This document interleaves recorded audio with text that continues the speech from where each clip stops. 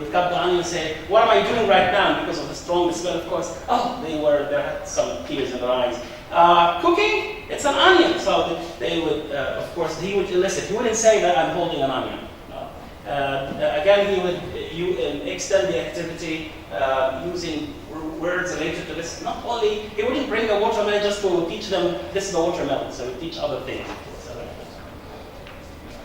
Most of the learners have their background information about Arabic movies. So even though some people it's controversial that using any one is sometimes might not be useful, but Salam and I are not for this. Actually, we believe that using any background information, including anyone, which is a very important thing actually. We are not encouraging using it in explanation, but using it as part of the student's background information and building on it is useful. So we bring interesting videos in the class in order to teach words, for example, related to crime or violence, build discussions or activities, speaking activities in the class. And as I told you, for vocabulary, we got to get the move, like the envelopes idea I told you about. So the experience actually was quite successful based on the learners, most importantly, on the learners' feedback. The learners were very happy, of course, and I'll tell you about a surprise near the end of this presentation. But Salama, after the experience, he got some feedback from 5 different sources, from the professor and from the mentor. I was luckily his mentor. And we have a very good activity called Critical Friendship Circle. We sit around our colleagues and we provide opinions like good feedback and wrong feedback. And he reflected in his own work as well. And he got some feedback from the learners. And based on the feedback, he received some recommendations to improve on his experience in the future. Most of the recommendations were about, like for example, using diagnostic testing to know what the level of the students are, not to be very simple, not to be very advanced, to know their level before you start teaching. Choose wonderful and interesting activities like Salama designed near the end of the class, not at the beginning. Some classes were like 7th or 8th class session, and the girls were very tired. So it's better to excite them near the end, not at the beginning. And some other recommendations. Well, I told you that Salama's work, even though it was like 10 to 12 hours, but it was wonderful because 3 of the girls that he told joined the School of Alson, the School of Languages, because they would like, at the time they wanted to be teachers. It's possible that they are teachers now, because that was 5 years ago. These girls were Heba, Aya, and Ran, and I likened Salama's work to a mustard seed. But I said that it's, of course, a mustard seed or Salama's work is like a good deed. It's sometimes like a seed, so small indeed, but it's all we need for trees to grow, for fruits to show, for life to go, for the world to proceed, for us to nourish, flourish, and succeed. And you notice that this little poem starts with a very small, meaningless function word, app, and it ends in a big 7-letter word, which is very important, which is success. That's all. Thank you. Very good. Thank you. Thank you for Salama too. We should have included you in this panel. We can talk about what we'll do in the future. This is wonderful, and I hope we can talk about some things, how to move forward and from the audience. But now, we'd like to shift gears and hear from Belinda about the program at STARS, the St. Andrews Refugee Services. And Belinda there is the Director of Cooperative Relations. She can tell us about that. And also outreach activities, is that right, Melinda? Yeah, so I do a little bit of everything related to educational outreach at STARS. All of us in STARS programs wear a lot of different hats, if you will. So I work with community outreach, which is why I'm the one here speaking with you today. And I also work with community outreach, empowering exceptional, talented people. So thanks for that transition there. I took a little bit of a different approach today. I wanted to keep it simple. I get a lot of questions when I tell people that I work with refugees here in Egypt, including, refugees in Egypt? What? So I wanted to go through first some of the basic facts, give you a little bit of a clue as to who refugees are, and what their situation is like here in Cairo. So to give you an overview about our programs, we have a few different wings of our programs, including legal aid, psychosocial services, but the majority of what we do is education. We have an entire school along the Sudanese curriculum. We have an adult education program all the way from English literacy up to, for the first time last year, we offered IELTS preparation classes to refugees. So just get this out of the way.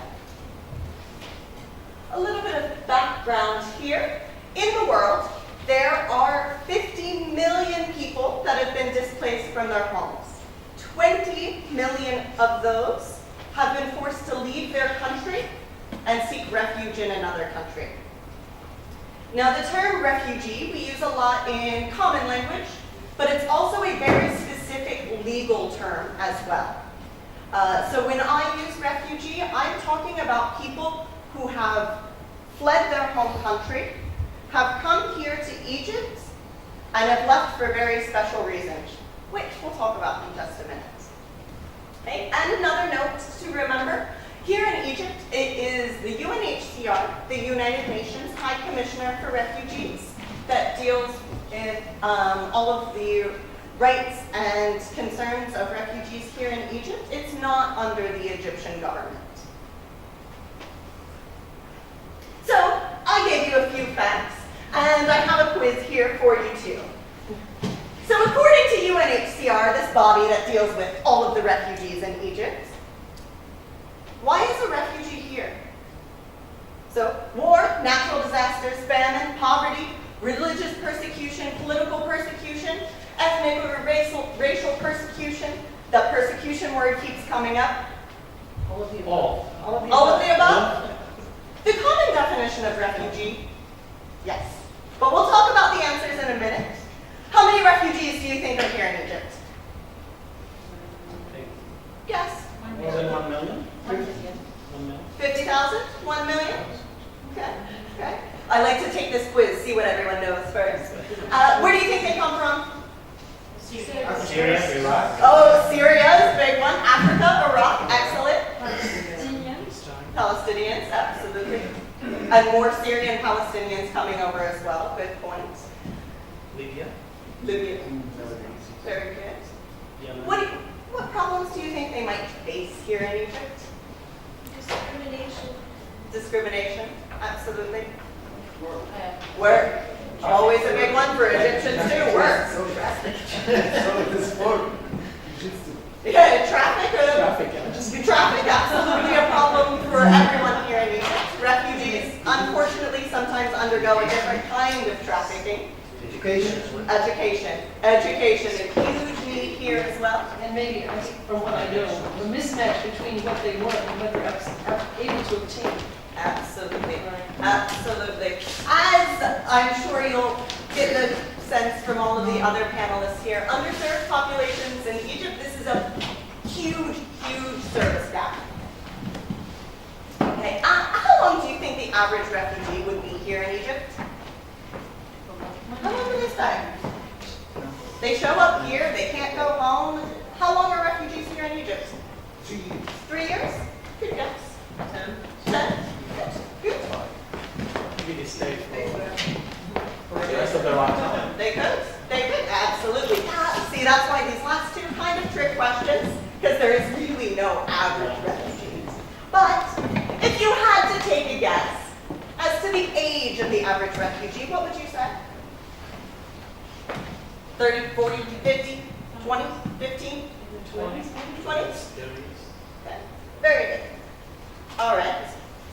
So here in Egypt, there are 250,000 refugees here today. So, and when I say refugees now, I'm using the legal definition. So there are infinitely more than this number of people that have had to flee their homes, to leave the violence in Sudan, in Syria. Many people have come, millions, to Egypt, but only certain ones of those are protected under international laws and given certain rights in Egypt. And of course, they come from other countries as well, South Sudan, Africa, Iraq's up here too. Most of the refugees we work with are from the Horn of Africa, Somalia, Ethiopia, Eritrea. Lots and lots of problems they face here in Egypt. Psychosocial, mental health problems, racism and discrimination, targeted violence. You can be the victim of a crime. Easy targets. If you know that this person is an African refugee with no family, no friends, no community around, very much an easy target. Poverty, access to education, employment, healthcare. Isolation. These people have been forced to flee their homes and everything they've ever known. Changing education systems as well. Difficulty integrating, of course, into Egyptian society is hard. Even Syrians that speak Arabic speak a very different kind of Arabic. So even the communication barrier there is very difficult. And as well, the last thing I have on this list is in quotations, because this is something I'm calling forced vulnerability. When I start to do a presentation like this about refugees, it's easy to see that this is a community laden with problems. But just like any other community with problems, there are people doing great work, like Salama, with amazing experience, motivated, talented, and doing everything they can to help their communities. However, here in Egypt, I know refugees that are doctors, lawyers, engineers, and clean people's houses for a living because of the availability of employment and education. How long will they be here in Egypt? Again, this is one of the trick questions I threw in at the bottom. But there's a good chance that someone will live in Egypt for the rest of their lives. Across the world, 17 years is the average time a person will spend in exile outside of their country. 17 years. So Egypt has been kind enough to say, we won't send you home. I'm sorry, I know your situation back in Syria, Sudan, Somalia is very difficult, but here, Syrians can enroll in Egyptian schools. Sudanese can access different opportunities, some employment, but for other refugees coming from the Horn of Africa, maybe those that don't speak English or Arabic, the opportunities are incredibly limited, including primary and basic education. And trick question, the average age of a refugee, there's no average age. However, the vast majority of refugees are women and children in the world, and that is also true of refugees here in Egypt as well.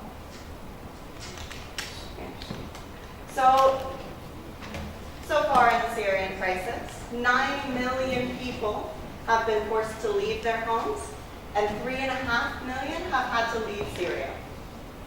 So about 150,000 Syrians have come here to Egypt as refugees. And that means, I mentioned before, UNHCR is the organization that deals with them. This is an international body, does this all over the world. But you know what happens? These international organizations lose money. Right now, the UNHCR's budget is funded at 65%.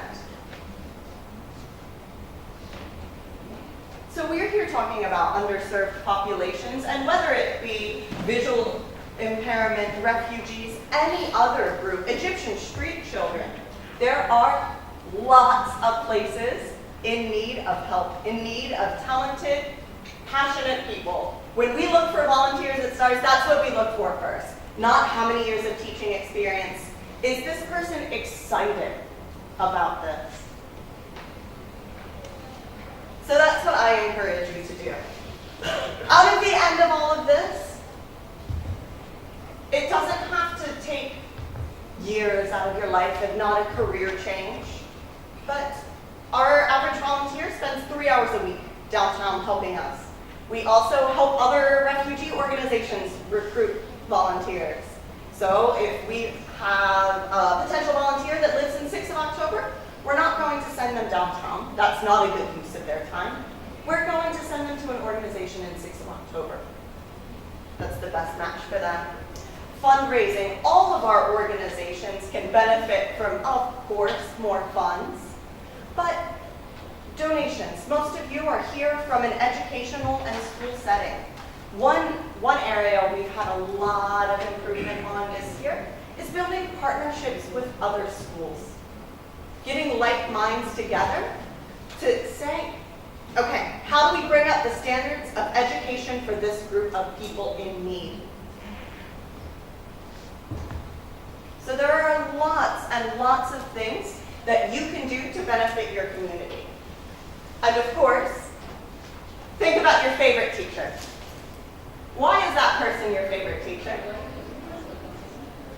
Was it because they were really good at teaching this subject? For me, I know it's because they teach you how to think about the world. They teach you to see different perspectives. They teach you to care, to lend a hand, to give back, to see the world. They inspire you, absolutely. And working with different organizations, community groups, all throughout Egypt, not just downtown, not just with refugees. You have a lot of power to inspire in your everyday lives as teachers, but as well with a group and a community that could really benefit from your expertise. As you can see, we're beginning to run short of time. Do you have a final thought to convey or to throw out to the people who've been here for the presentation, Melinda? Pitch for volunteers? Yeah. Oh, I've got a pitch for volunteers. I have my computer with me. If you're interested in volunteering, in donations, in just getting more information about refugees and about our programs, I'll have a sign-up list in the back. More than happy to help you there. And as well, I think my final thought is just this. There are lots of different communities here in Egypt that are in need. Every day I walk into my work and I realize how lucky I am. How privileged I am. Not because what I have and what other people don't, because what the people I work with give me.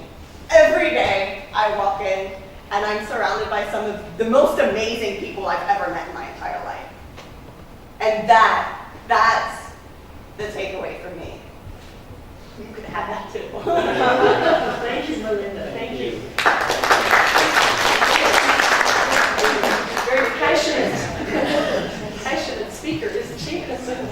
Well, Rafat has another presentation. I think some of the people that came in are expecting a different presentation here at 11 o'clock, but I'd still like to give a chance maybe for the audience to ask any questions that they have of any of the speakers, and particularly maybe Rafat and Dr. Magid. So I'd like to have two related questions to each other. I asked Magid and Salama here, is it a sort of lecture to use modern technology for blind students in national universities, or is it a sort of lecture or is it a must for them? And if it is a must, we all know that technology costs so much and very expensive. Do you have some organization, some sponsors to pay for you to update your device and facilities to use technology? good question. Thank you. Okay, Magid, would you like to take that first? Yes, it's not a luxury. In my opinion, it's neither a luxury nor a must. It's an aid. It's something that helps.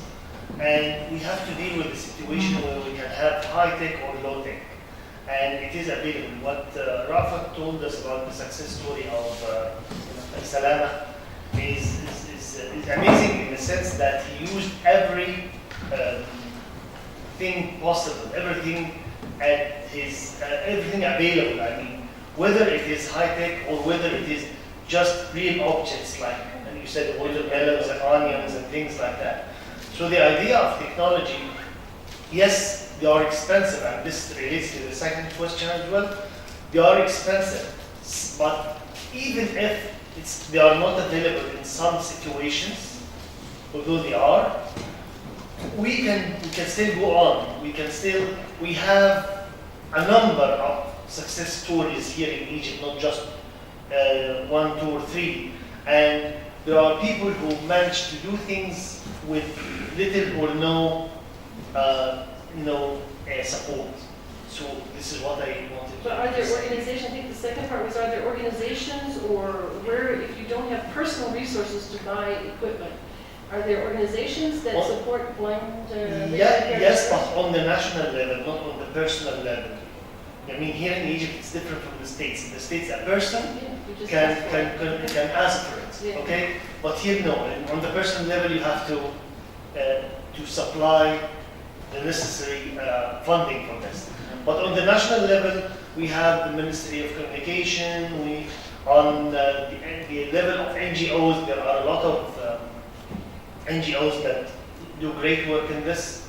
So it is there. It's there in both the public sector and in the NGOs as well. I think that maybe Salama give you the So- word, yeah, if you have something to say about that. Okay, I apologize at the beginning of for taking the position of one of the panelists, and I'm going to answer a question.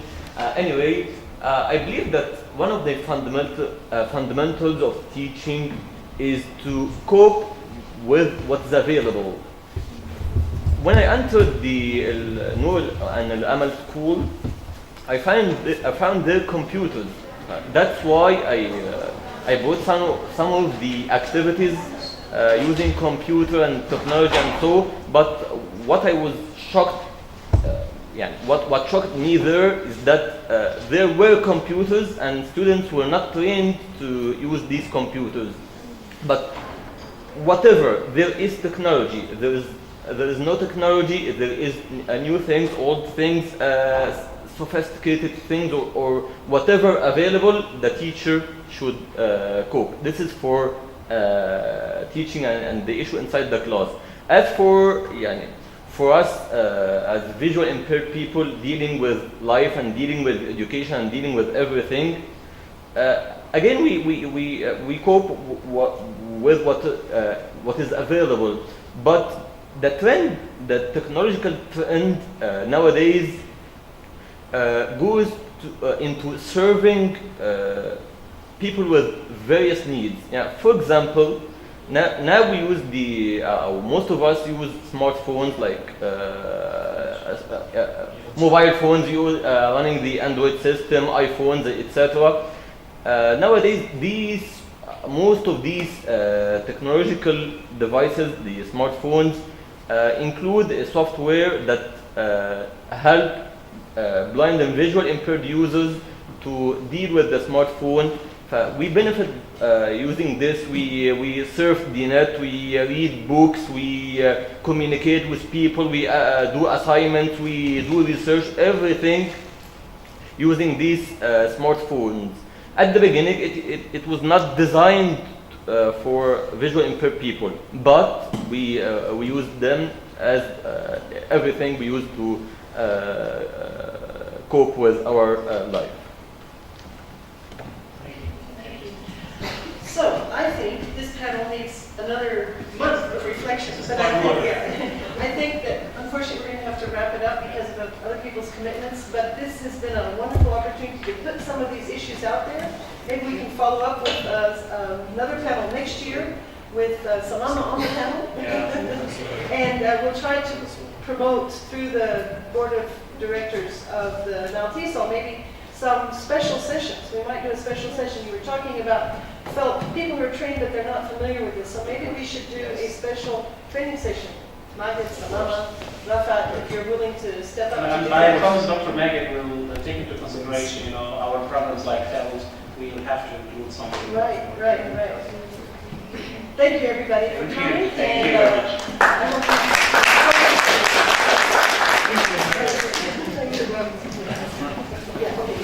Thank you so much, everybody. You have to keep the parents happy, you have to keep the students happy, you have to keep assessment going, you have to follow the syllabus, the coursebook. There's lots of things to juggle as you're doing it, and it's very difficult to do it without dropping something, of course. Wow, keeping the teacher happy, aren't we? Absolutely. No, I don't deny that. I mean, the teacher is the juggler, but you don't want to see a juggler who is frowning. You want to see a juggler who is smiling. So I hope the satisfaction as a teacher is by doing that